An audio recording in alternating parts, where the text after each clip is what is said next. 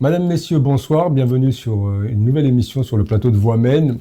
Aujourd'hui, nous recevons Lyes Djebaili, économiste, auditeur, homme politique franco-algérien, une voix lucide, critique et engagée dans l'analyse des relations tumultueuses entre la France et l'Algérie. Fin connaisseur des deux rives, il porte une parole à la fois ancrée dans les réalités économiques et attentive aux enjeux diplomatiques les plus sensibles. Lyes Djebaili, bonjour, très content de vous recevoir sur ce plateau de Voix Mène pour une nouvelle émission enjeux politiques et points de vue.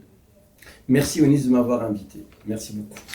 Alors, toujours sur le front, toujours à défendre et à analyser les causes politiques, les tensions, le point de vue économique, Algérie, France. Vous êtes toujours à jongler en tout cas à flirter avec l'actualité politique et économique.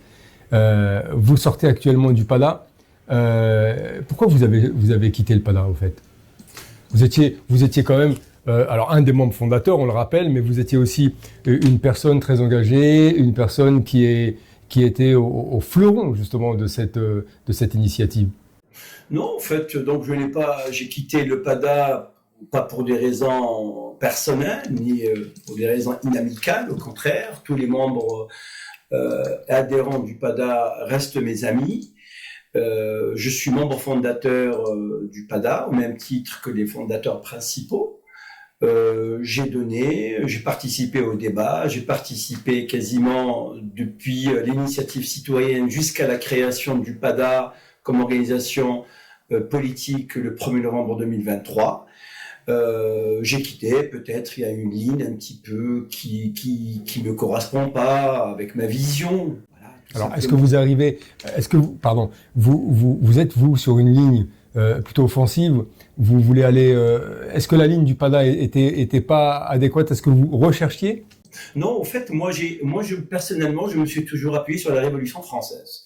Et j'ai lu beaucoup sur la Révolution française, comme par hasard, c'est pas parce qu'on est en France, mais parce que c'est l'une des plus belles révolutions au monde. Il faut dire les choses. On est algérien, certes, on est un contentieux, mais quand même, il faut lire, il faut voir ce qui s'est passé dans ce monde. Et la Révolution française, elle a donné une très belle leçon. C'est l'une des plus belles révolutions au monde, quoique elle a fini par le sang, et ça c'est son point noir. Il y avait deux grands révolutionnaires qui ont poussé cette révolution vers le haut. C'était Robespierre et Danton. Robespierre, le radical, Danton, le modéré. Ils étaient amis. Après, leur voie, leur chemin politique s'est séparé, c'est parce que Danton voyait en Robespierre une ligne très radicale, tout simplement. Et puis nous savons la fin de Robespierre. Je suis pas là pour refaire le cours de l'histoire, mais la Révolution française a triomphé. Elle a triomphé comment? Mais de façon plus modérée, parce que les partisans de la Révolution française, ils voulaient une ligne modérée, ils ne voulaient pas une ligne très radicale, parce que les radicaux n'ont jamais pris le pouvoir. Il faut dire, Wanis, que les radicaux n'ont jamais pris le pouvoir dans l'histoire de l'humanité. Même s'ils le prennent, ils le prennent de façon très temporaire. Alors, vous voulez dire par là que la ligne du PADA est radicale? Ah non, je dis pas que la ligne du PADA est radicale. Ne me faites pas dire des choses que j'ai pas dit. Non, je cherche à comprendre. Tout à fait. Il me semble que cette ligne, elle commence à se durcir, à prendre un chemin plus radical, à mon goût, peut-être par rapport à ce que je vois, par rapport à ma vision politique. Peut-être pour d'autres, elle n'est pas radicale du tout. En tout cas, en mon âme et conscience, je considère que cette ligne, elle commence à se radicaliser. Après, pas se radicaliser dans le sens péjoratif du terme, loin de là. Mais moi, je me considère, j'étais un peu. Après, je ne sais pas si je lance les fleurs pour moi. Je me considère la ligne médiane, en fait. Je suis la ligne médiane, la troisième voie, c'est-à-dire celle qui modérait, pour essayer de fédérer le maximum possible, parce que nous avons affaire à un régime qui est très dur, donc forcément on est tous algériens, on veut que un changement démocratique, de façon progressive aussi, il faut dire les choses, et de façon pacifique, il faut que les visions se convergent, nous pouvons travailler ensemble avec nos divergences, mais il ne faut pas que les divergences se creusent. Si les divergences se creusent, il y a une dislocation, et qui est dislocation, ça veut dire on ne peut pas avancer dans le même sens. Mais je dis pas que le PADA adopte une ligne radicale, j'insiste là-dessus, mais à mon goût, sa ligne de radicalité commence à prendre un petit peu le dessus par rapport à une ligne modérée.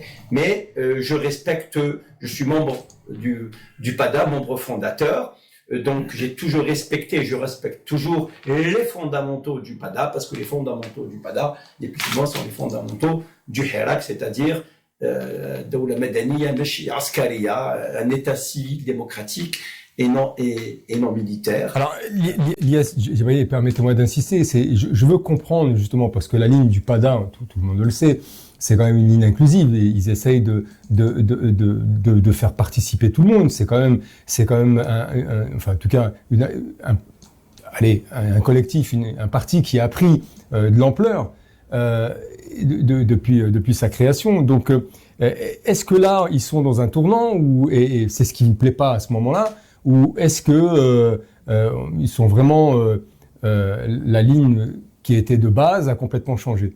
Non, la ligne de base, moi, je vous disais, Wenis, tout à l'heure, que je suis membre fondateur du PADA. C'est-à-dire que je suis pas membre du PADA depuis le 1er novembre 2023 jusqu'à maintenant, parce que le PADA, il est né, sa naissance officielle, c'est le 1er novembre 2023. Or, moi, j'ai participé à l'initiative citoyenne. Le PADA est né d'une initiative citoyenne. L'initiative citoyenne, ça veut dire que tous les citoyens ont répondu à un appel. Ça peut être vous, ça peut être moi, ça peut être Riyad, ça peut être Ali, ça peut être X, ça peut être Y, ça peut être Z. Après, ceux qui ont répondu à cet appel, ils sont considérés comme fondateurs finalement, en fait, parce qu'ils ont répondu à un appel. D'accord. Après, il y a des personnes qui ont rejoint le PADA. Après, le PADA a été créé parce qu'il y avait des débats, il fallait créer un peu la ligne politique, les fondamentaux, la charte. Il y avait 3 sur l'État-nation, enfin sur la question nationale, la question démocratique, l'organisation et tout. Voilà. Mais après, je pense que voilà. Donc, vous savez, plus vous avancez dans le temps, plus la politique vous avancez de façon plus la politique elle avance, plus vous allez vous heurter à des obstacles après les divergences, la ligne. Est-ce que c'est pas possible dans une organisation, dans un parti, nous conservons tous la même ligne? Il faut une convergence et un consensus surtout. Moi, je suis pour le consensus. Est-ce que si on veut réussir ensemble, il n'y a que le consensus. S'il n'y a pas de consensus, on ne peut pas réussir. Et ce consensus, il n'a pas été atteint au sens. Je vous laisse le choix, je vous laisse la responsabilité je veux dire. Non, j'entends avoir une réponse, si vous le permettez, puisque vous êtes quand même une partie importante. En tout cas, vous étiez une partie, en tout cas, importante par rapport que ce soit à l'initiative ou à la composition de ce collectif. Mais est-ce que ce consensus a été atteint ou pas? Non, il y a pas de non, mais pour répondre honnêtement et être transparent vis-à-vis des personnes, parce que quand même vous organisez une émission. L'émission a été portée sur, donc je me permets de répondre à votre question par rapport là-dessus. Non, il n'y a pas de consensus. D'accord. Donc il n'y a pas de consensus. Il n'y avait pas de consensus. Moi, j'ai toujours milité pour le consensus. Il y avait aussi quelque part des militants qui ont quitté le PADA, malheureusement, peut-être aussi, on avait du mal à trouver le consensus ensemble. En tout cas, la méthode consensuelle, elle n'a jamais réussi au sein du PADA. Donc c'est ce qui vous fait, ce qui vous donne l'envie d'aller évoluer et voir ailleurs, puisque ce consensus n'a pas été atteint, en tout cas d'après vous. Moi, vous savez, c'est parce que je dis encore moi, parce que c'est un peu gênant à chaque fois je reviens vers moi par je. Je pense que personnellement, j'ai travaillé avec pas mal de collectifs ici au sein de la diaspora, que ce soit, et j'ai des amis un peu partout, même du socle conservateur que je respecte beaucoup, qui ont des idées lucides, des démocrates, des progressistes, enfin tout le monde, on est tous algériens. Je veux dire, il faut qu'on arrive à surpasser, à transcender nos différences si on veut vraiment y arriver. Et c'est la seule solution. On peut pas travailler unijambiste, on peut pas applaudir avec une seule main. C'est comme ça, la loi de la nature, elle est beaucoup plus près que cela. Elle impose une cohésion, elle impose une sagesse, une retenue, une lucidité, et aussi transcender les différences, et aussi la ligne modérée. La ligne modérée, la ligne médiane, c'est elle qui triomphe. Voilà, tout simplement. Merci en tout cas pour cette franchise par rapport à cette petite parenthèse au sein du PADA. Il nous fallait quand même savoir quels sont vos objectifs, en tout cas aujourd'hui politiques, puisque vous étiez dans ce mouvement. Je pense que vous avez d'autres aspirations. Alors, sans rentrer dans les détails, quelles sont-elles? Oui, au fait, moi je reste toujours un militant politique, un militant d'abord, comme tant d'autres amis, comme d'autres militants, comme d'autres Algériens de la diaspora qui militent, c'est-à-dire quand je dis des militants de la diaspora, les sincères, qui veulent vraiment un changement dans ce pays, parce que nous avons un grand pays, il est temps de le changer. Donc je reste militant, je contribue, même si je suis plus du PADA, mais je reste ami avec des amis militants. Donc j'ai quitté de façon propre, de façon correcte. Je n'ai pas à justifier les motifs de mon départ. Donc moi je suis pas du genre à mettre de la littérature, écrire des poèmes pour dire pourquoi je suis parti. Je pars, voilà. Je pense des fois la nature ou le comportement transcende un peu la littérature et le poème, laisser des mots pourquoi je suis parti. Je suis parti, voilà, je viens de vous le dire, mais je milite toujours. J'essaye un petit peu, je réponds à votre émission, à votre invitation, je vous en remercie. C'est une participation, c'est une contribution aussi. Et puis aussi, je suis dans d'autres médias, j'interviens en tant que militant. J'ai un collectif qui s'appelle Groupe Algérie Droit Devant. Il va falloir le réactiver. Je vais voir. Alors, je crois savoir qu'il date depuis très longtemps. Absolument. Il a été fondé avec un ami militant que j'ai rencontré sur la place de la République.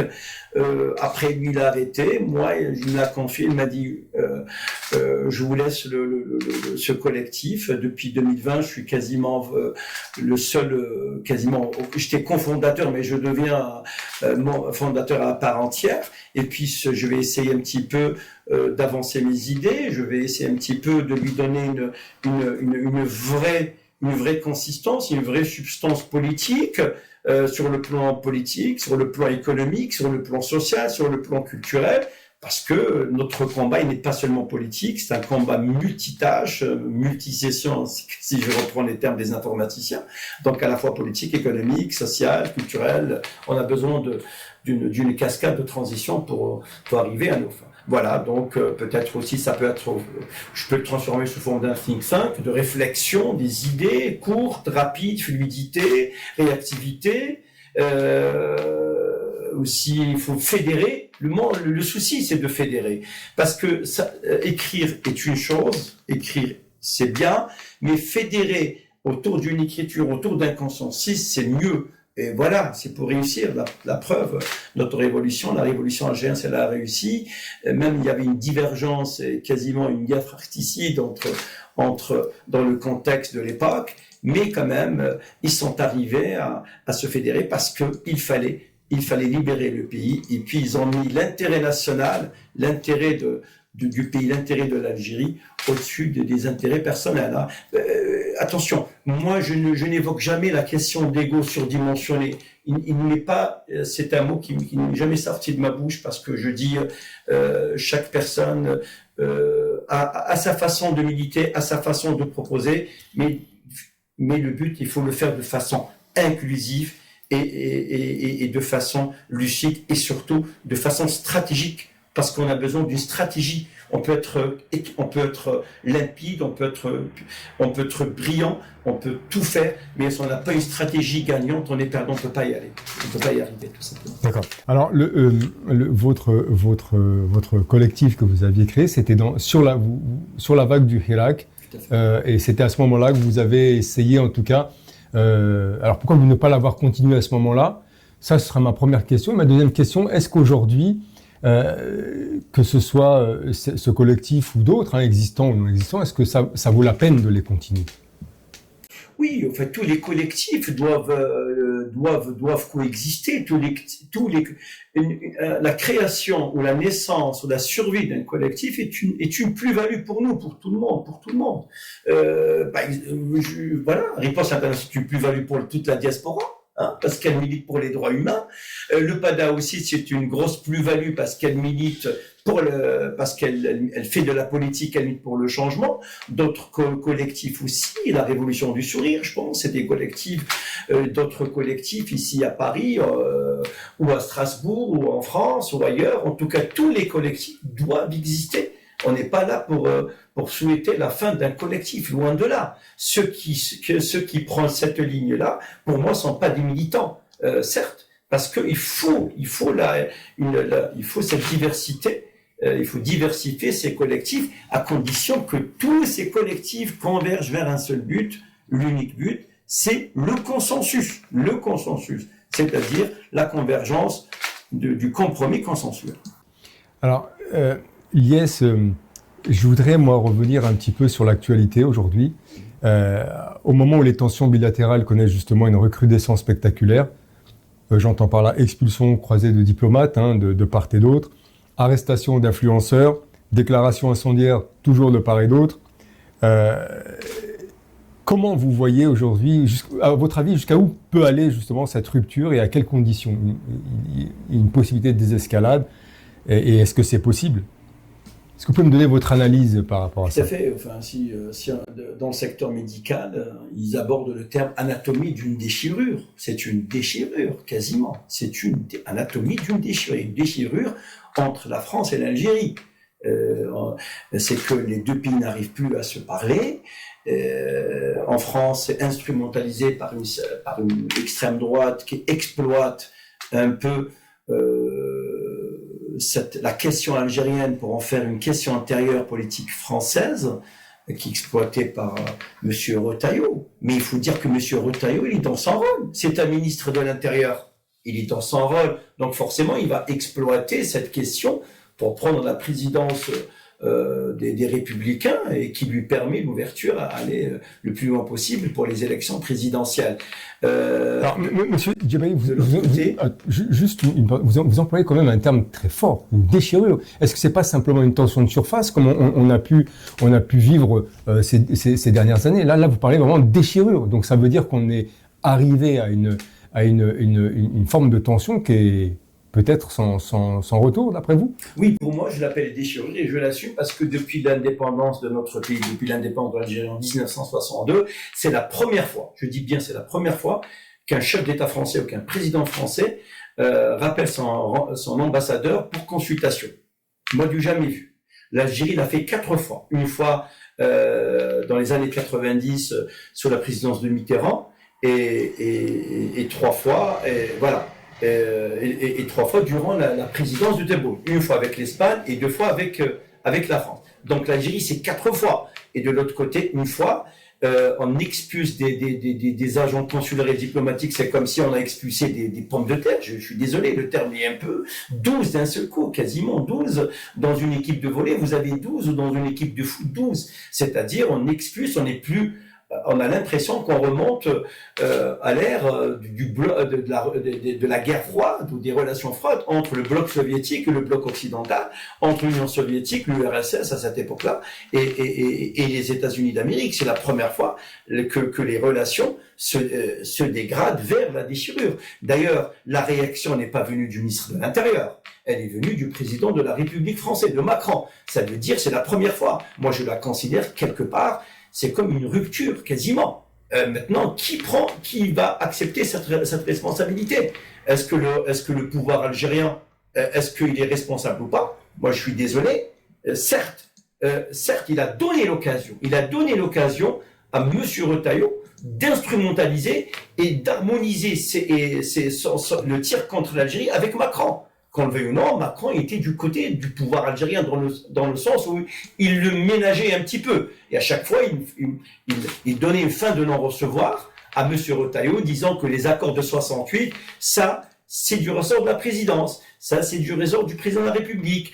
Donc, il y avait quelque part Macron, on va dire, Macron aménager, et même Bayrou, aménager un peu le pouvoir algérien. Mais le pouvoir algérien, il est très brutal, il faut dire les choses, il est très brutal, il n'a pas cette ruse diplomatique comme la guerre qu'avait Bouteflika. Il faut dire chose, même on n'est pas d'accord ce qu'il a fait Bouteflika durant 20 ans, et là où on est arrivé, c'est sa faute. Mais Bouteflika, il avait cette intelligence un petit peu à faire passer la diplomatie algérienne. Sarkozy et Bouteflika se parlaient, Boumedienne avec Giscard d'Estaing, lors de la crise énergétique dans les années 70, ils arrivaient à se parler.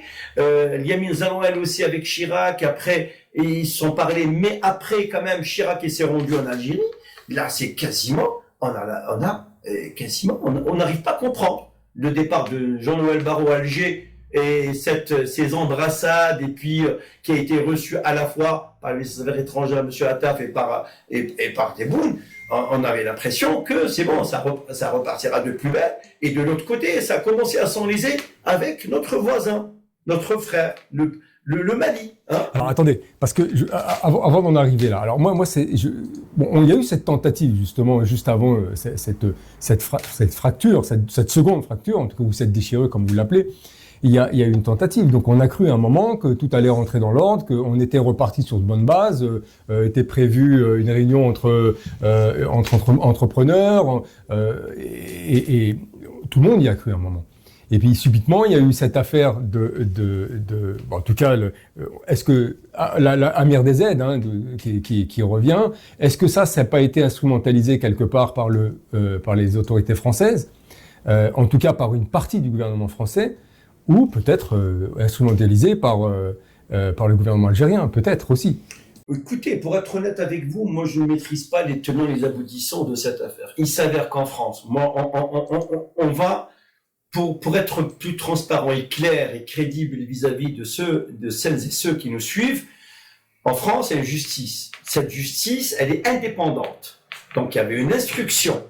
Il s'avère que cet influenceur dont vous venez d'évoquer son nom, il était victime d'un rapt ou d'un enlèvement par 3 personnes. Dans l'une est un agent consulaire, apparemment avec un de statut militaire. Après, voilà, est-ce qu'il dépendait des services secrets? En tout cas, c'est un agent consulaire, c'est-à-dire il avait cette immunité. Hein, voilà. Mais ce n'est pas Retailleau qui l'a arrêté. C'est le parquet antiterroriste qui a pris la décision d'arrêter. Qui arrête?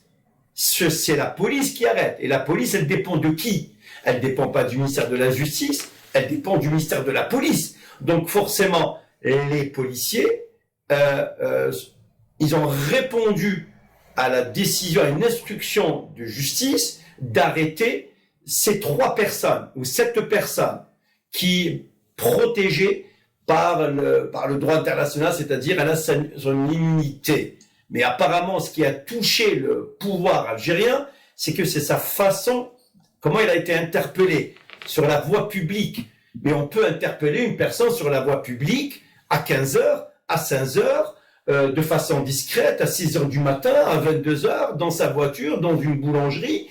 Voilà. Donc, eux, ils ont répondu à un appel. Est-ce que ça a été instrumentalisé ou est-ce qu'il a été amplifié par les services de Retailleau? Oui, peut-être, pourquoi pas. Est-ce qu'il fallait l'arrêter de façon discrète? Mais en France, c'est une justice indépendante. L'instruction est arrivée, il faut arrêter. La personne, elle a été identifiée, il faut l'arrêter rapidement, tout simplement. C'est tout. Mais vous êtes d'accord avec moi, on est quand même en période de crise. Peut-être qu'il faut réfléchir avant de s'engager quelque part, ou peut-être le faire, comme vous le disiez, entre guillemets, discrètement. Peut-être que ça aurait été plus intelligent et plus judicieux de faire ça comme ça, dans la discrétion la plus absolue, peut-être, pour éviter justement d'en arriver à cette tension ou à cette déchirure. J'appuie sur ce terme parce qu'on n'est pas loin, hein, il est vraiment justifié. Alors, le fait est que ça n'a pas été fait comme ça. Est-ce que justement, c'est pour ça la question, est-ce que c'est pas une instrumentalisation de cette problématique? Oui, forcément, peut-être. Il y a quand même quelque part, vous allez pas, on peut pas, oui, on peut pas faire le parallèle. Oui, mais Retailleau peut-être. Pardon, on ne peut pas ne pas faire le parallèle. Oui, mais au fait, mais quelque part, si on veut vraiment revenir à la racine et la cause de ce truc, c'est l'enlèvement. On n'est plus dans les années 30 ou dans les années 40. Oui, tout à fait. Mais ça, je conçois. Hein, oui, ça, c'est une affaire de justice. Ça reste une affaire de justice. On n'est pas habilité, nous, en tout cas. Mais non, mais je parle pas de l'instruction de la justice, parce que la justice française et la justice algérienne, la justice française, c'est une justice indépendante. Macron n'a rien à faire avec la justice, une justice de son pays, ni M. Retailleau. D'ailleurs, Retailleau, quand il est passé, il a dit, même Jean-Noël Barrot, qui n'est pas, ses relations sont un peu pas froides avec M. Retailleau, mais quand même c'est des relations un peu à la limite pas très bonnes, parce que quand même il lui empiète sur son terrain. Et voilà, parce qu'il sait, Jean-Noël Barrot, que M. Retailleau fait tout ça pour avoir plus de points pour ses intérêts personnels. Mais quelque part, regardez, Jean-Noël Barrot, il le dit lui-même, que cette affaire, l'interpellation de cet agent consulaire, elle n'a aucun lien, aucune relation, aucune corrélation avec le ministre de l'Intérieur. C'est une justice indépendante. C'est une justice indépendante. Donc forcément, quelque part, parce qu'au fait, en Algérie, nous n'avons pas affaire à un pays État démocratique. C'est-à-dire, tu prends le téléphone et tu l'arrêtes à toute heure. C'est-à-dire, tu appelles le juge, telle personne, vous l'arrêtez à l'aéroport, il vient d'arriver, vous l'arrêtez. Ou telle personne, il va sortir chez lui, vous l'arrêtez. C'est-à-dire, notre justice algérienne, elle est instrumentalisée. Le problème, c'est que elle n'est pas libre. En France, elle est libre. Maintenant, je suis tout à fait d'accord avec vous.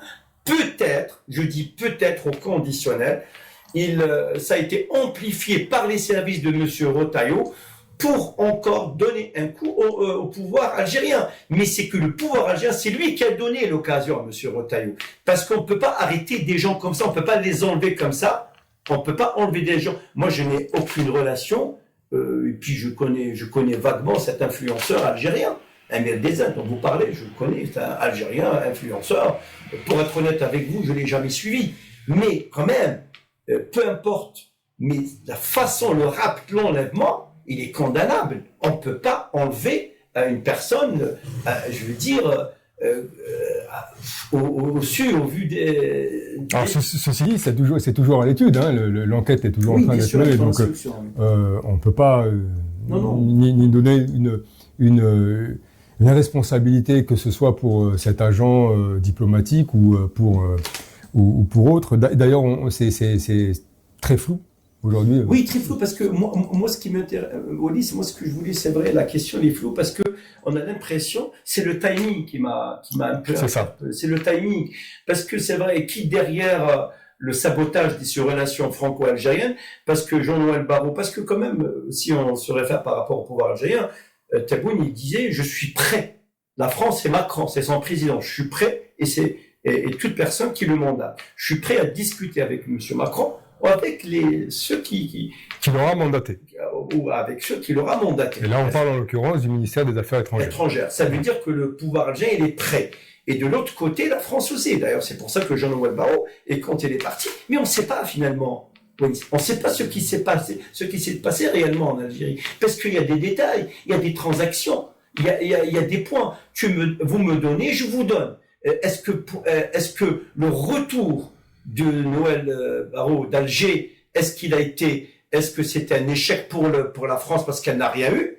Parce qu'apparemment, qu'on le veuille ou non, une partie de la droite dure mettait lui sur le feu en disant que M. Barrot, il est revenu en France, mais qui n'était pas accompagné par Boualem Sansal. Il faut dire les choses.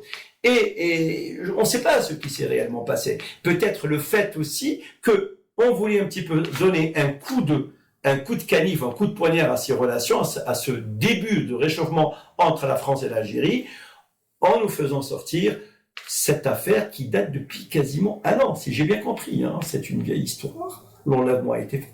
Mais est-ce que le timing de l'instruction a été courte? Parce que l'instruction est toujours en cours. Pourquoi maintenant? Pourquoi avant? Pourquoi ceci?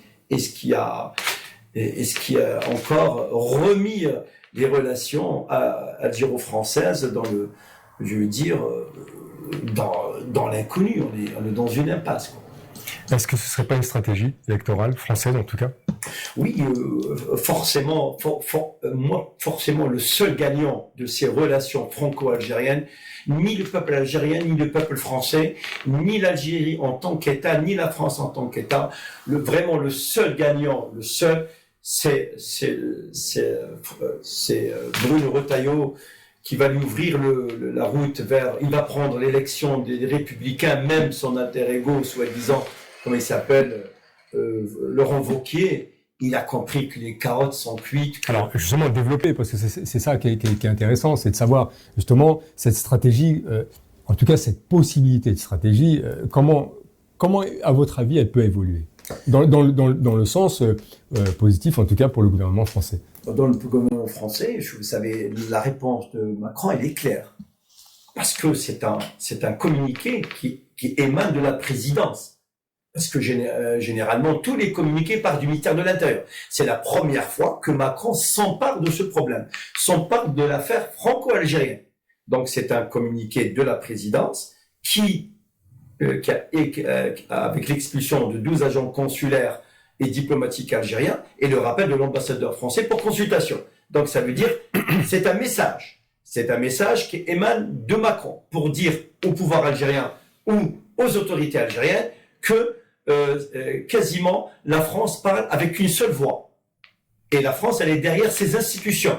Ça veut dire que Macron n'a plus le choix que de se plier et derrière l'institution, derrière le ministère de l'Intérieur, qui est une institution comme tant d'institutions. Ça veut dire que l'harmonie politique française, la ligne en tout cas directrice, la ligne stratégique envers l'Algérie, elle s'est unifiée. C'est fini maintenant. Donc, est-ce que c'est pas une réponse après coup du message de Tebboune lorsqu'il dit que justement, ce qu'on vient d'évoquer, il ne suit que le gouvernement français, donc Macron et son ministère des Affaires étrangères. Est-ce que là, c'est pas une réponse un peu tardive, mais une réponse quand même du gouvernement français en disant voilà, on est unis et que ce soit par le biais du ministère de l'Intérieur ou notre autre ministère, on fait front commun. Oui, tout à fait, mais je vous rappelle quand même que jusqu'à maintenant, tous les communiqués émanent du ministère des Affaires étrangères. Et tout le monde s'attend à une réponse des autorités algériennes, cette fois-ci, soit un communiqué qui vient de la présidence de Tebboune, soit de la présidence, soit du Premier ministre. Or, le Premier ministre algérien, moi je ne connais même pas son nom, il s'appelle Monsieur Al-Arbaoui, mais on ne l'a jamais vu. C'est-à-dire, il est complètement absent, on ne sait pas. Un Premier ministre algérien qui n'est ni impliqué, ni de près, ni de loin dans cette affaire. C'est une affaire qui se joue entre Monsieur Tebboune et Monsieur Attaf. C'est-à-dire, voilà. Donc maintenant, est-ce qu'on va s'attendre, on s'achemine vers un communiqué de la présidence algérienne pour répondre ou pas? Le wait and see. Qu'en pensez-vous? Moi, est-ce que, vous savez, pour faire, alors, est-ce que il faut avoir les moyens d'un communiqué. Alors, si la présidence algérienne, c'est Tebboune, prend le risque de répondre à Macron, c'est qu'il doit être suffisamment outillé. Je veux dire, il faut qu'il ait les moyens de réponse. Quand on n'a pas les moyens de réponse, les éléments de réponse, les moyens, c'est-à-dire les moyens d'affronter, c'est-à-dire, au fait, c'est très simple, c'est que la France, elle propose à l'Algérie de soit la réponse graduée, soit on va vers l'escalade, parce que, voilà, c'est vous qui avez choisi l'escalade, et c'est vous qui prenez la responsabilité de cette détérioration des relations entre la France et l'Algérie. Personnellement, Macron, il lui dit indirectement, j'ai donné du temps. Je vous ai donné du temps. J'étais de votre côté. J'ai mis le ministre de l'Intérieur quasiment neutralisé pour quelque temps pour avoir une ligne claire de votre part. Mais cette ligne n'est pas venue de Tebboune. Et pourquoi elle n'est pas venue de Tebboune? Mais il faut remonter encore. C'est parce que dans les décideurs algériens, vous avez plusieurs clans. Il y a un clan pour la ligne très dure, très radicale, qui veut complètement mettre fin à toute relation avec la France. Et peut-être, il y a un clan pas pro-français, je dis pas ça, qui est pro-stratège, qui considère que les relations avec la France est très important, parce que c'est la voie vers l'Union européenne, parce que quand même, la France, elle pèse sur le plan international, c'est un membre permanent au sein de l'ONU, et aussi la question du Sahara occidental, la France aura son mot à dire quand on dit que la question du Sahara occidental, elle dépend de l'ONU. Mais qui a créé l'ONU? Ce sont les 5 puissants, forcément. Donc, ils ont un droit de veto, ils sont là, ils sont permanents. C'est-à-dire, quelque part, c'est eux qui décident, mais avec le sceau de l'ONU, tout simplement. Donc, peut-être, il y a un plan beaucoup plus soft, beaucoup plus modéré. Maintenant, est-ce que c'est la guerre des clans qui s'est déclenchée et nous, on ne sait pas. Et M. Tebboune, au fait, il ne sait pas sur quel pied danser. Comment il va répondre ou il ne répondra pas, je ne sais pas. Moi, je ne suis pas Mère Teresa. Alors, je ne sais pas comment ça va se passer. Alors, dans ces bras de fer successifs, à votre avis, quel est le pays qui a le plus à perdre, la France ou l'Algérie? Enfin, pour moi, les deux. Hein. Dans quel contexte? Oui, pour moi, les deux, au fait. Mais quand même, parce que la France, quand même, parce que l'Algérie, c'est un pays pivot géostratégique très important. Quasiment, c'est la porte vers notre pays, c'est 1200 kilomètres de côte qui s'ouvre, même si on n'a pas l'accès vers l'Atlantique, mais c'est important en fait. Mais quand même, nous sommes la porte vers l'Afrique, vers l'Afrique et vers l'Afrique anglophone aussi, et comme par toute l'Afrique. Donc c'est un pays qui pèse, première superficie d'Afrique, quasiment, oui, on va dire deuxième puissance militaire, grande expérience dans la lutte antiterroriste, qui arrive quand même à se défaire malgré quelques quiproquos. Une grande communauté algérienne installée en France, qui pèse dans l'électorat, qui apporte des relations profondes, quasiment 130 ans d'histoire, qui ont mêlé par le sang, par la culture, par l'histoire. On est quasiment, c'est 10% de la population française qui a un lien direct ou indirect avec l'Algérie. L'Algérie, c'est pas n'importe quel pays, hein. C'est un pays qui pèse. Il faut dire, nous avons un grand pays. Nous devons en être fiers de notre pays. Maintenant aussi, l'Algérie, elle est perdante aussi, parce que l'Algérie, au fait, si elle coupe ses relations, c'est l'isolement total. Hein, c'est pas avec l'Italie, les petites relations. J'ai rien contre l'Italie quand même, parce que l'Italie aussi, la troisième puissance économique et politique de l'Union européenne. Mais quand même, si les relations avec la France sont rompues, l'Algérie, elle va, oui, c'est une perte. Parce que si j'entends par-ci, par-là qu'il y a les États-Unis, je suis désolé, les États-Unis resteront à jamais l'allié naturel à vie des Français. Même s'ils sont en désaccord, mais c'est des alliés stratégiques, membres de l'OTAN, membres de la coalition occidentale. C'est un bloc occidental, c'est un bloc progressiste, c'est un bloc avec une histoire. Attention, peut-être on va s'acheminer vers les relations avec les États-Unis, on va essayer de rebâtir des relations avec qui? Avec la Russie. Mais la Russie, elle nous a pas aidés réellement. Ilyas Djibali, pour juste en rester à l'Europe, en admettant que ces relations se dégradent entre la France et l'Algérie, alors l'Algérie se dit prête à aller voir, vous l'avez dit, du côté italien, espagnol, beaucoup sont à l'affût, l'Allemagne, d'autres pays européens. Est-ce que c'est pas quelque part assez risqué pour la France? Oui, je parle d'un point de vue purement économique. Hein. D'un point de vue économique, après, d'un point de vue économique, déjà, les relations économiques sont plus bas entre la France et l'Algérie. C'est-à-dire, la France était le premier fournisseur de céréales pour l'Algérie, quasiment de 1 milliard d'euros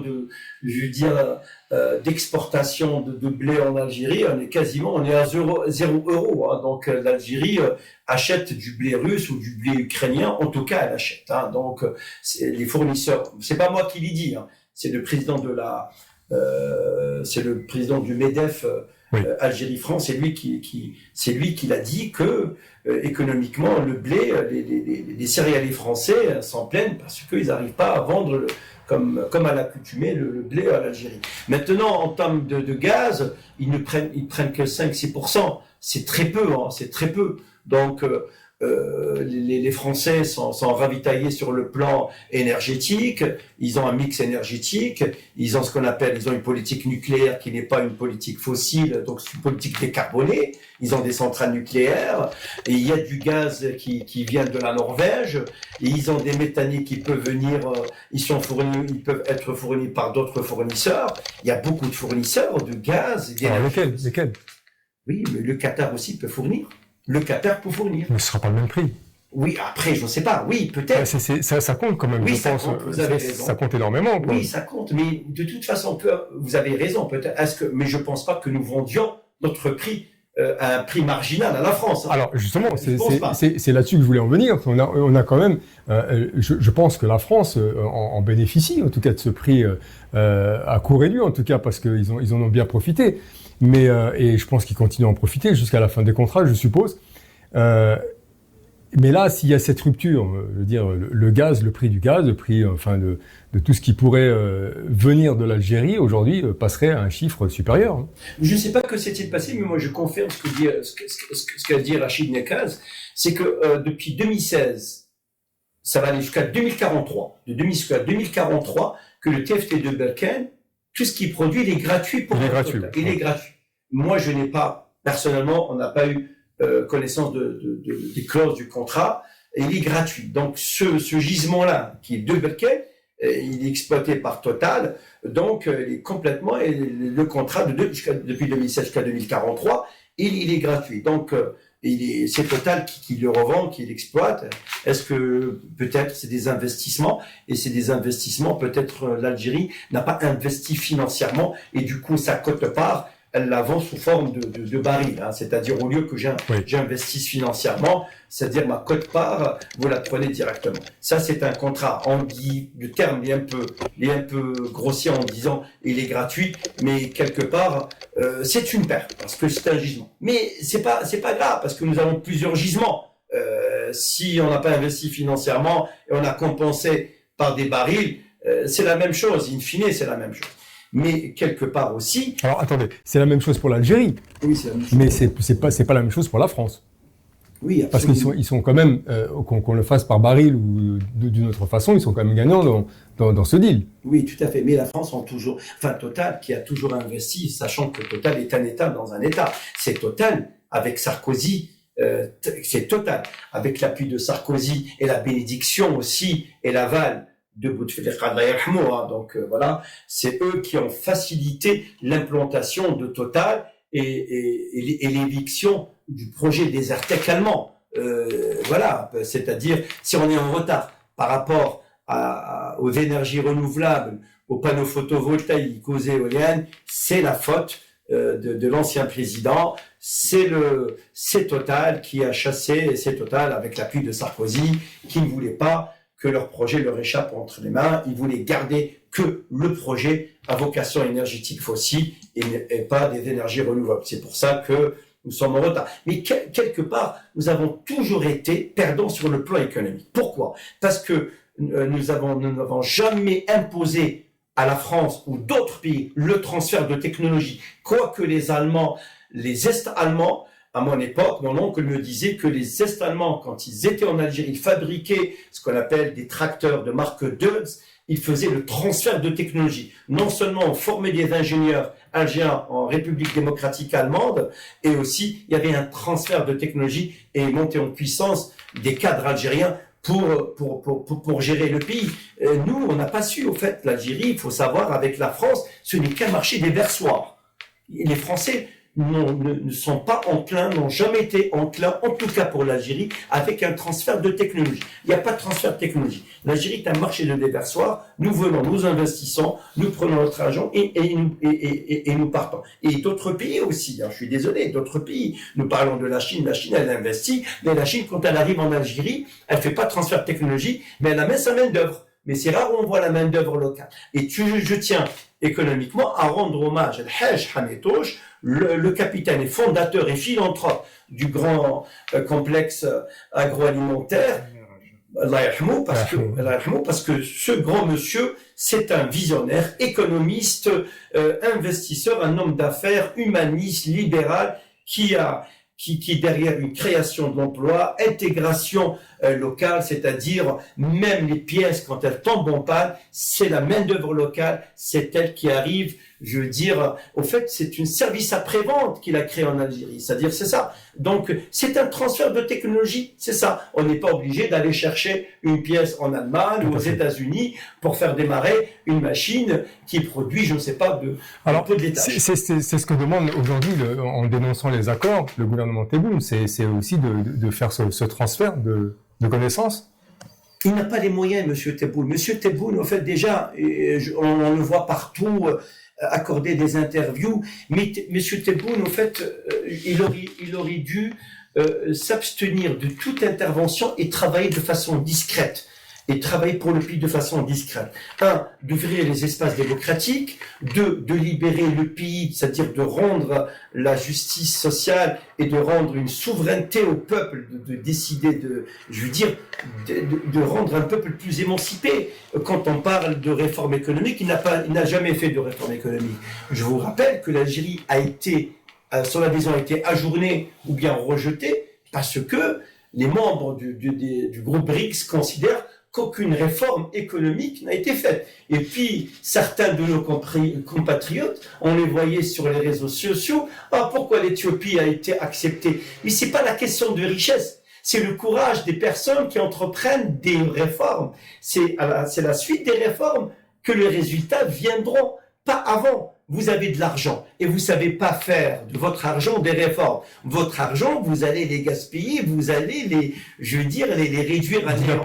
C'est lapider. C'est ça, en fait, parce que dilapider ces deniers publics et in fine on n'arrive pas à réformer, ça sert à rien. Si on dilapide en investissant, je suis d'accord. Quand on fait des dépenses publiques et on dilapide, parce que derrière des investissements, sur le plan de l'éducation, sur le plan économique, sur le plan culturel, sur le plan social, sur les secteurs les plus sensibles du pays, oui, ça c'est des investissements même déficitaires, mais in fine, le pays s'en sortira. Voilà. Mais voilà, donc il faut des réformes structurelles économiques.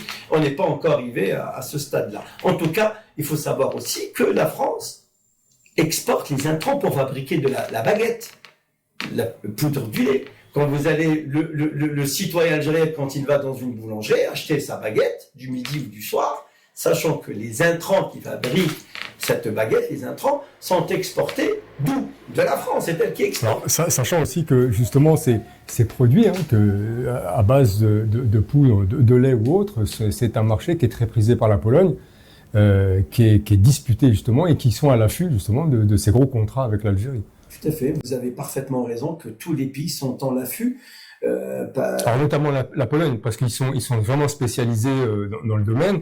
Et d'ailleurs, je crois qu'il y a des discussions en cours par rapport à ces futurs contrats. Oui, moi je suis pour, en tout cas de façon un peu plus pragmatique. Je suis pour la diversification des contrats. Nous sommes un pays souverain, nous avons notre souveraineté nationale et nous décidons en fonction des intérêts du pays, du peuple, au fait. Voilà. C'est-à-dire, nous attribuons pas des contrats de façon idéologique. Parce qu'on a la même religion, parce qu'on a la même culture, je vous donne les contrats. Non, il faut la primauté des intérêts de la nation. C'est-à-dire, si la Pologne, elle investit dans ce secteur avec une plus-value très importante, avec vraiment une plus-value, une vraie plus-value, avec un transfert de technologie, avec partenariat gagnant-gagnant, pourquoi pas? Il faut diversifier. D'ailleurs, l'armée, ils ont compris, l'armée maintenant, ils commencent à diversifier les achats. C'est plus la Russie qui est fournisseur officiel, si j'ose dire, des armes algériennes. Maintenant, ils achètent des corvettes italiennes, des sous-marins suédois, des torpilleurs italiens, des munitions d'Allemagne. La diversification, voilà. Quoique même les Américains sont prêts aussi à vendre des armes à vocation défensive, bien sûr, aux Algériens. Donc, les marchés, on est dans une économie de marché. Il faut qu'on s'ouvre à l'économie du marché, à condition de ne pas dilapider les deniers publics et puis faire en sorte que les intérêts du peuple priment, tout simplement. Maintenant, il faut redéfinir une autre stratégie. Moi, j'ai écrit qu'il y avait il y a deux auteurs chinois, deux commandants de l'armée de l'air chinoise qui ont écrit un livre qui ont dit on peut bâtir une relation, une autre, ce qu'on appelle une relation d'alliance libre avec des États. C'est-à-dire même avec un pays où on n'est pas d'accord sur certains points, mais on peut être d'accord sur d'autres points. Avec la France, on n'est pas d'accord apparemment sur le plan politique parce que la France a reconnu la marocanité sur le Sahara occidental. Ouais. Oui, mais on peut être d'accord avec la France sur un autre point. Donc, on ne peut pas couper comme ça. C'est pas possible. C'est pas à chaque fois où un pays prend une décision, on coupe les relations. Donc, est-ce qu'on va couper avec les États-Unis? Est-ce que Trump, quand il va créer, quand il va, je sais pas, quand il va mettre une antenne à Dakhla, est-ce qu'on va couper les relations? Non, il faut qu'on soit beaucoup plus stratège que ça, parce qu'on est dans un monde très, très difficile, très complexe, et il faut rebâtir nos relations géostratégiques, et la France, elle en fait partie. Mais est-ce que la France, c'est pas, alors est-ce qu'il n'y a pas une guerre historique entre nous, je veux dire, sur l'histoire, justement, de cette Algérie? Est-ce qu'il n'y a pas une tension qui est née de justement le fait de ne pas avoir reconnu certains points de l'histoire et qui sont toujours justement en traitement? Est-ce que c'est pas lié aussi? Oui, je suis d'accord. Il y a un petit peu cette idée de vouloir guerroyer entre eux et de dire voilà, nous on se positionne comme ça et on lâchera rien, et eux pareil, ils lâcheront rien, et comme ça, de fil en aiguille, on n'avance pas, on arrive même à une déchirure aussi importante soit-elle aujourd'hui. Oui, la France, en tout cas, c'est une très bonne question, et c'est vrai, il faut être crédible. La France doit reconnaître ses crimes en Algérie. C'est des crimes coloniaux. C'est une guerre de peuplement. C'est une terreur de peuplement. Tout à fait. 1830, c'est une guerre terrible. Les enfumades. Je pense que Jean-Michel Apathy, qui a préféré quitter RTL et garder son aura. On l'a quand même poussé un petit peu. On l'a poussé un petit peu, absolument. Mais lui, il a dit, attention, la France a commis. Elle doit reconnaître ses crimes. Elle doit reconnaître ses crimes. Et l'Algérie aussi doit être plus stratège. C'est-à-dire avancer et de ne pas rester otage du passé, en fait. C'est-à-dire que cette solution, elle peut être résolue sur le long terme. Mais comment on va traiter avec la France? C'est pas un pays, c'est pas un pouvoir algérien qui est quand même autoritaire, dictatorial, qui va traiter. Peut-être il y aura un autre État démocrate qui va se mettre à table et je veux dire, et traiter État à État, souveraineté vs souveraineté. Et pourquoi pas, moi je suis pour un traité d'amitié, avec la France, tôt ou tard. C'est ça. Vous savez, quand une fois j'ai dit que la France et l'Allemagne, ils ont fait, quand même, malgré la boucherie de Première Guerre mondiale et Deuxième Guerre mondiale, ils ont fait des traités d'amitié, ils sont devenus quasiment un moteur de l'Union européenne. C'est-à-dire, ça se discute. Pourquoi nous ne pouvons pas le faire? Certes, mais il faut pousser de façon astucieuse et lucide la France à reconnaître ces crimes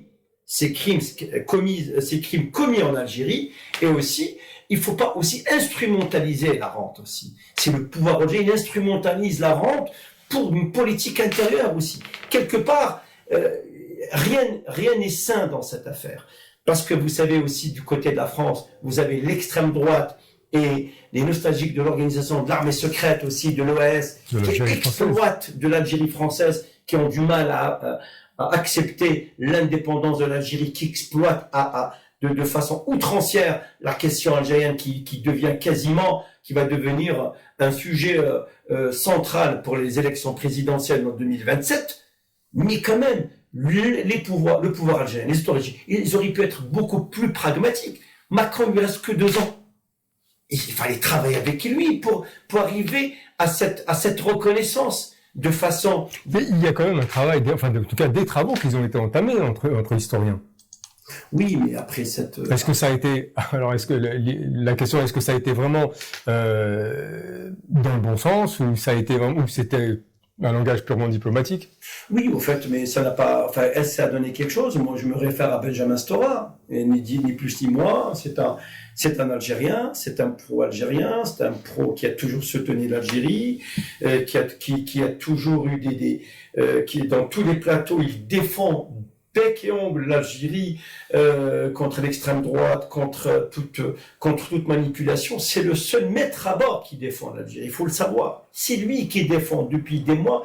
Je le vois partout, sur RTL, sur CNews, sur BFM, sur France Info, sur RTL, sur Europe 2, partout, il défend. Je veux dire, et lui en tant que président du côté français des historiens, mais du côté algérien, pas de Chiri, est-ce qu'on entend maintenant? On n'entend plus parler de ce monsieur. Je veux dire, voilà. En tout cas, c'est-à-dire qu'il faudrait qu'il y ait de l'autre côté. Oui, tout à fait. Mais de l'autre côté aussi, il ne faut pas être en position de demande aussi. Il faut savoir donner et savoir imposer aussi. Il ne faut pas tout le temps être en position de demande, parce que si parce que le temps passe, et le temps passe. Moi, je dirais, Macron, c'est le seul. Moi, après, ça m'engage que moi. Hein. Macron, c'est le seul qui allait beaucoup plus loin dans la reconnaissance qui s'est passé en Algérie. Donc, vous sous-entendez, il ne faut pas que l'Algérie soit toujours en position de victime. Tout à fait. Il faut vraiment qu'elle soit offensive et qu'elle passe à autre chose. Et en tout cas, qu'elle essaye de tirer ses cartes du jeu. Très bien dit, cher Moïse, absolument. C'est que il faut pas être tout le temps en position victimaire aussi. Il faut être force de proposition. Il faut proposer. D'ailleurs, vous savez pourquoi Macron il a reconnu la marocanité sur le Sahara occidental, ou en tout cas, il a appuyé le Maroc sur le Sahara occidental, parce qu'il n'a rien vu venir de l'Algérie. Il faut savoir qu'en 2017, il est parti en Algérie contre vents et marées. Il a dit que la France a commis des crimes contre l'humanité. Suite à l'interview qu'il a accordée à Khadraoui. Et toute la France en ébullition, surtout la France droitière était en ébullition. Mais quand même, il était courageux. Il a dit que la France a commis des crimes contre l'humanité. Il a pris position avec l'Algérie. En août 2022, il s'est déplacé en Algérie. Oui, mais il a quand même largement changé de... Il a changé parce que Oui, pourquoi il a changé? La question, elle est là. Pourquoi il a changé? Parce qu'il n'a rien vu venir. Quand vous êtes face à un mur qui donne rien, forcément, vous allez perdre votre temps, vous êtes obligé d'aller voir ailleurs. C'est ça, mais c'est pas moi qui l'ai dit, mais les analystes, même algériens, même français qui le disent, que Macron, il est pro-algérien, il était pro-algérien, même jusqu'à présent. C'était pas une entrée pro-politique, en tout cas une entrée en la matière au niveau de sa politique, c'était au début de son mandat. Est-ce que c'était pas une carte... un joker qu'il a mis comme ça dans le jeu en essayant de se positionner. Hein. Oui, peut-être.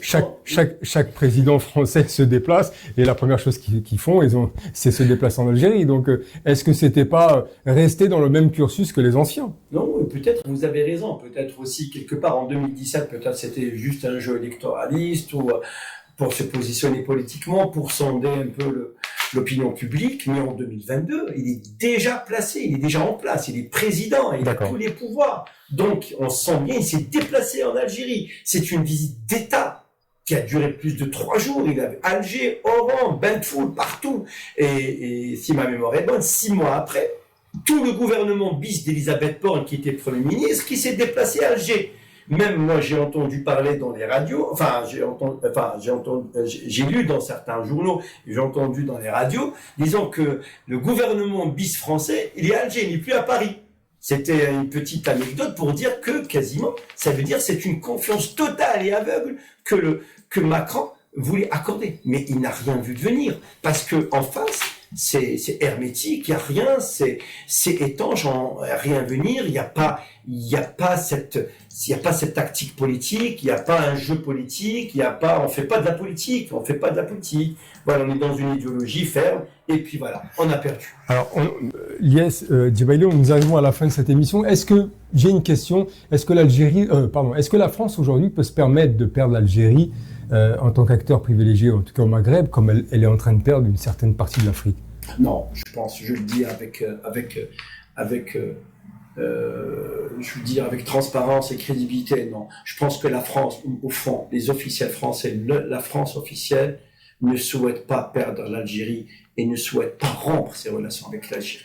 Je pense que non. Je pense que peut-être la barre elle est haute pour monnayer un peu les services rendus ou pour monnayer tel ou tel, mais arriver à une déchirure certes, mais une déchirure, on peut la recoudre. Mais arriver à la rupture des relations diplomatiques, je pense que la France ne veut pas, enfin, ne se permet pas de perdre l'Algérie en tant que puissance. Faut dire aussi puissance, oui, on peut le dire une puissance parce que par ses potentialités, surtout, moi je dis puissance par ses potentialités. Et l'Algérie aussi se permet pas de perdre la France en tant que pays quand même avec le pays avec lequel elle est en relation depuis 1830, qu'on le veuille ou non, et depuis 1962, des relations haut et bas. Moi, je t'aime, moi non plus, mais c'est des relations, peut-être mariage de complaisance, mariage difficile, mais divorce pas improbable. Mais on a, alors, vous allez me dire si je me trompe, on a quand même senti une certaine cassure au niveau de la diaspora, en tout cas. Je parlerais même plutôt du côté franco-algérien, des Français nés en Algérie. Il y a un certain ras-le-bol par rapport à la politique française. Il y a eu certains écrits qui ont été lancés, certaines positions qui ont été prises, un certain ras-le-bol de cette France qui est alors c'est pas moi qui le dis, hein, c'est ce qu'on dit, c'est franco-algérien. Un certain ras-le-bol un petit peu de cette pression qui est toujours mise par la France. Est-ce que c'est une réalité, ça? Est-ce qu'il y a un changement aussi au niveau du franco-algérien et donc de l'électorat franco-algérien? Oui, l'électorat franco-algérien, il est très sensible à la question parce qu'il remarque qu'il y a l'intrusion de l'extrême droite, il y a la droite qui a développé un discours quand même, qu'on le veuille ou non, algérophobe. C'est-à-dire quasiment, c'est rare où certaines radios, certains analystes font la distinction entre le pouvoir et le peuple. C'est-à-dire maintenant, on tire à boulet rouge sur l'Algérie. Oui, parce que oui, l'extrême droite exploite, l'extrême droite tire sur l'Algérie, la droite aussi tire sur l'Algérie à des fins électoralistes, alors que l'extrême droite, elle est dans sa genèse déjà, elle. Hein. Et la droite, juste pour des fins politiques, électoralistes, comme Bruno Retailleau-Wauquiez aussi, qui dit que les OQTF, on va les emmener, enfin, on va les éloigner dans un territoire outre-mer où il n'y a que les scarabées et les scorpions. Vous imaginez à tel point on veut déshumaniser un peu l'Algérien. Maintenant, l'Algérien, en fait, il devient le bouc émissaire de cette politique, quelque part. Mais c'est un jeu dangereux, parce qu'au final, il y a une récupération aussi du gouvernement algérien pour drainer ces élites, en tout cas franco-algériens, de l'autre côté. Alors, justifié ou injustifié, hein, c'est pas à moi d'en juger, mais il y a quand même cette politique qui est faite de l'intérieur de l'Algérie pour justement récupérer cette partie de l'électorat français. Et est-ce que c'est pas un risque aujourd'hui pour... Excellente question, Sharon, vraiment excellente, parce que le régime, en fait, il va instrumentaliser cette question. Regardez, il va cimenter le front intérieur, disant que l'Algérie, elle est victime, l'Algérie devient un terrain de jeu en France, l'Algérie, en fait, c'est l'extrême droite qui tire, c'est la droite revancharde, je reprends ces mots, hein, ces termes, revancharde, haineuse, qui tire, voilà. Au fait, le but, c'est de travailler le front intérieur, en fait, pour le cimenter, pour qu'il soit derrière le peuple, et aussi, quelque part, pour diviser aussi les opposants de la diaspora, parce que personnellement, nous faisons la différence entre le pouvoir algérien et l'Algérie, et nous faisons très très important l'apaisement des relations franco-algériennes, et nous isolons complètement tous les partis français de tendance xénophobe, raciste, algérophobe. Ça, en tout cas, pour ma part, ce n'est pas ma tasse de thé, et je serai beaucoup plus vigilant. Voilà, donc il faut faire une politique, parce que l'équation est très difficile, je reconnais en fait, mais il faut faire très attention, et je fais appel aussi au bon sens de nos compatriotes quand on défend surtout le pays, tout en continuant à lutter contre ce régime de façon pacifique et de l'isoler, parce que quelque part aussi il est co-responsable. Regardez, quand même, je suis un peu plus naïf, peut-être, en disant pas responsable, mais il est co-responsable, si ce n'est qui assure une grande responsabilité de cette crise, dans la dégradation des relations franco-algériennes. Alors, vous êtes un franco-algérien. Ce décryptage que vous venez de nous faire, alors ce sera votre mot de la fin. Que faudrait-il selon vous pour désamorcer justement et en tout cas pour amorcer une réconciliation entre ces deux pays? Alors des excuses, des réformes, je ne sais pas. Quel est votre... Je pense que le temps des excuses n'est pas prêt, le temps du traité d'amitié c'est encore loin.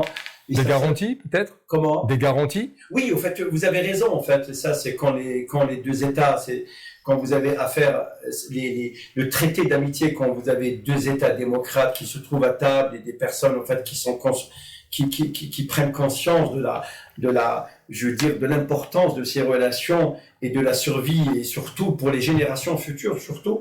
Mais, en tout cas, personnellement, il faut appeler à l'apaisement des relations. Il faut au bon sens, à la responsabilité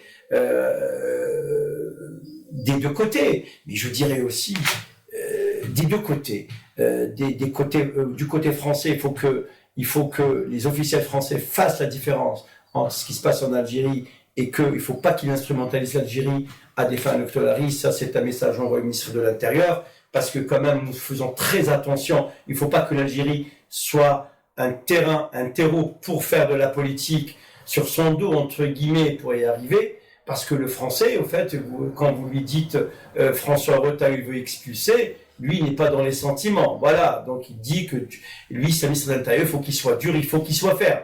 Mais nous, il faut qu'on le voit autrement. Voilà.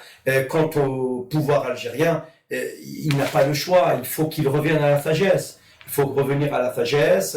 Il faut qu'il ouvre les espaces démocratiques, et les espaces démocratiques passent à une seule condition, une transition démocratique, une transition, pas des réformismes, pas d'entrisme, pas des petites réformes. Il faut une transition démocratique, il faut s'ouvrir. Si le régime veut que notre pays soit sauvegardé, son intégrité sur le long terme, c'est à lui. La responsabilité, elle est entre ses mains. C'est d'ouvrir les espaces démocratiques, de libérer ces détenus d'opinion qui croupissent suite à un article liberticide de 87 bis qui a fait de tout Algérien un terroriste en puissance. Et puis de laisser des Algériens rentrer chez eux. Pour quelle raison vous ne laissez pas des Algériens rentrer chez eux? C'est immoral, c'est inhumain. Et aussi, je veux dire, d'ouvrir tous les espaces et comprendre qu'il n'y a que la démocratie et la liberté, c'est elles qui doivent triompher en Algérie. Du côté français, il faut qu'il fasse très attention, ne pas tirer pour tirer aussi, l'Algérie pour un boulet rouge, parce que quand même, l'Algérie reste un grand peuple, parce que nous sommes un peuple, oui, avec une civilisation millénaire, hein, depuis la Numidie jusqu'à maintenant, Jugurtha, Juba, Massinissa, donc c'est pas une création depuis 1830 et je sais pas quoi. L'Algérie est une grande puissance, est un pays millénaire. Je suis désolé, c'est un pays millénaire.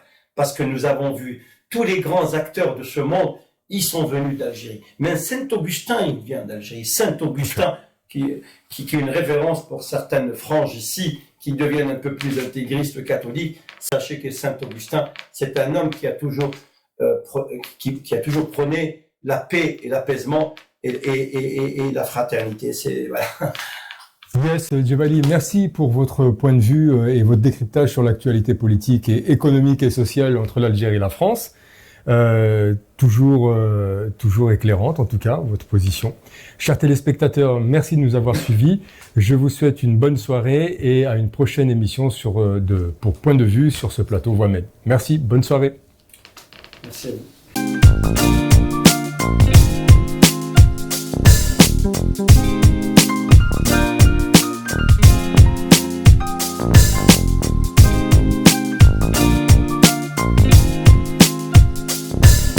Thank you.